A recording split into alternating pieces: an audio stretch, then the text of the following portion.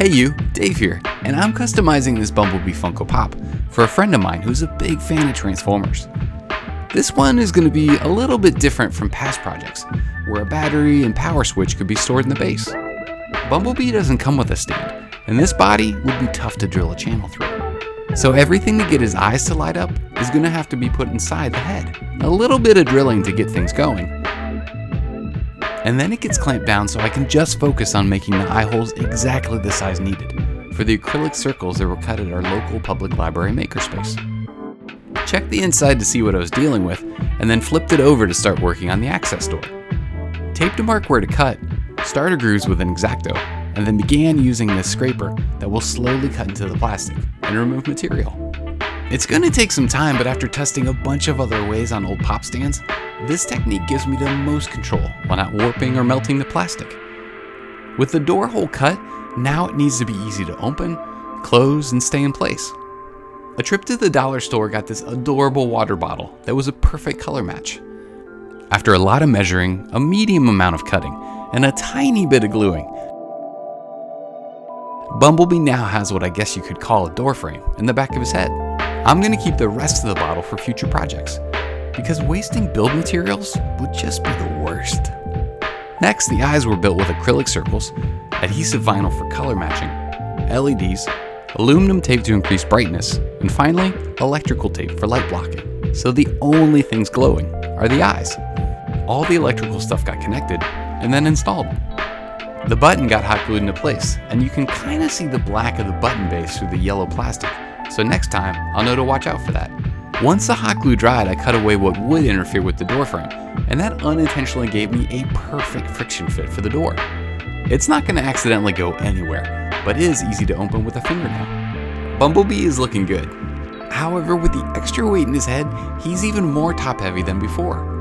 Now, some weights in his feet could help, but I had a different idea. After a little bit of time on the computer, and another trip to the makerspace, all the layers to the custom base were ready to go.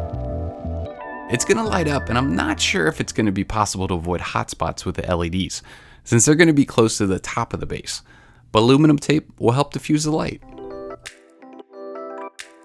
Channels in the substructure acrylic are being made so metal can be put near the top of the base to attract the magnets that are going to be installed in Bumblebee's feet.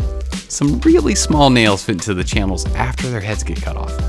CA glue to lock them and the wood border in place, and then the top of the base gets connected.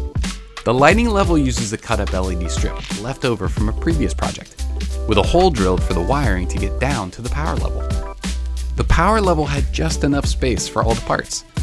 The extender was needed since the charger port couldn't be flush to the outside of the base, but it was too tall for the height of the level, so it got cut down to size. Unfortunately, the wiring got cut by the bandsaw, but fortunately I had another extender, and now that I knew what the inside looked like, a few seconds with an X-Acto did the job. Unfortunately, the orientation of the second extender was flipped, but fortunately I hadn't cut the wood yet, so it was easy to adjust, make some cuts, and everything fit nice and neat. The snack for this episode is Chex Mix Peanut Butter and Chocolate Mud Buddies. Growing up, family friends made something like this at Christmas time and called it Puppy Chow. That homemade version was much more chocolatey, much more messy, and extremely delicious. This store-bought kind was pretty good too. All the electrical stuff on the power level got connected and then installed, with some hot glue to hold things in place. The LED bits got wired together on the light level, with the help of some teeny tweezers, and then the two levels got connected. Wood glue got used because it takes longer to set in place, which helps give me a little more time to get everything aligned and clamped just right. While that dries, a relaxing dog walk. Then one more glue up to connect all the base levels. While that dries, the dinosaurs got brought out for the summer. The sander made all the sides smooth. Some black paint, and while that dries, magnets got installed in both feet. Last things to do were glue in the final acrylic, turn on the base and head power, and now it's fog machine time. Bumblebee and his custom base turned out really well. Thanks for watching, and if you like this, be sure to subscribe or check out some other projects. Regardless, grow the unique talents that you've been given and make for others.